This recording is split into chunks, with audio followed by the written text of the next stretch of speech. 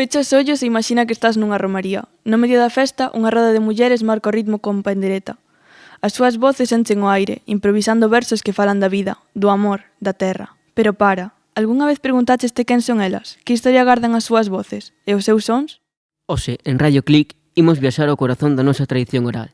Falaremos das pandereteiras e cantareiras, mulleres que, durante xeracións, foron as auténticas guardiás da nosa música e da nosa lingua.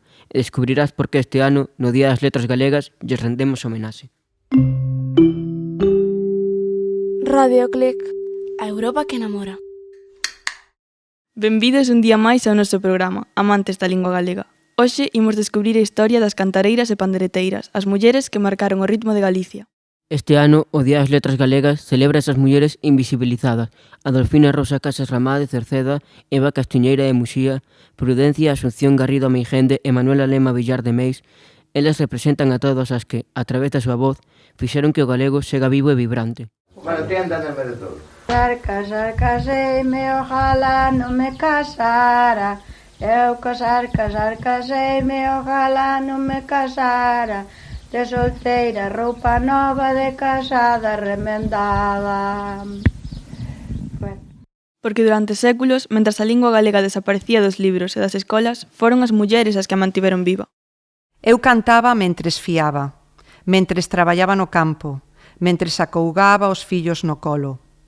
Cantaba porque era a nosa maneira de contar o que vivíamos, o que sentíamos, os nosos medos, as nosas ledicias, as nosas loitas.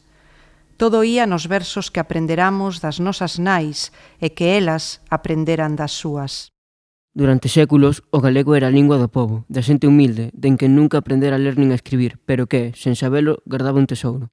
As nosas cantigas foron os primeiros poemas, a primeira historia oral de Galicia.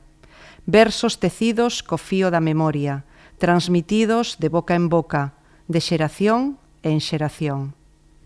E aínda hoxe, cando son a pandeireta, cando unha voz rompe o silencio cunha regueifa ou cunha lalá, sentimos que seguimos aquí, que seguimos vivas na música, na palabra, na nosa lingua. Dende os primeiros versos en galego, música e poesía foron da man. Cantábase o que se sentía, recitábase o que se vivía. Xa na lírica medieval, a palabra ía sempre acompañada dun son, dun ritmo, dunha melodía. E así, ao longo dos séculos, esta unión segue viva, dando forma a unha cultura onde cantar e contar son a mesma cousa. Apaga o candil, sí, pois esa candil, esa. Apaga o candil, María, chus, chus, apaga o candil, que fai moita luz, que fai moita luz, que fai moita luz. Apaga o candil, María, chus, chus. Ai, Josefina, hai 3 semanas que non barre la cociña. Ai, Josefina, non puede ser, e polo tanto non te quero por muller. Hoxe en día, as cantareiras e pandereteiras tradicionais conectan coa música galega actual, dende Baiuca ata Taxugueiras, mantendo viva a nosa identidade cultural. A min éncheme de orgullo ver como estas manifestacións artísticas e culturais seguen vivas, e como hoxe, mozas e mozos seguen aprendendo a improvisar e a gozar desta arte oral. Cando está chegando o venres, eu penso na discoteca, pero dame o baixón cando vou á biblioteca. E a voz das mulleres, antes silenciada, hoxe resoa con máis forza que nunca. As cantareiras galegas seguen marcando o compás da nosa identidade cultural.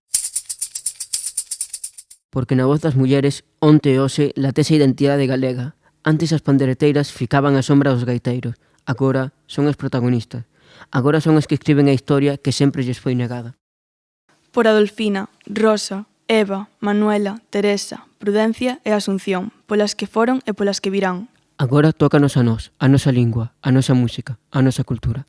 Son patrimonio vivo, e como fixeron elas, de xeración en xeración, é a nosa responsabilidade que siga adiante. Porque Galicia sigue a soar, segue a cantar, segue a vibrar, e seguirá mentras haxa voces que lle poñan ritmo a nosa historia. Radio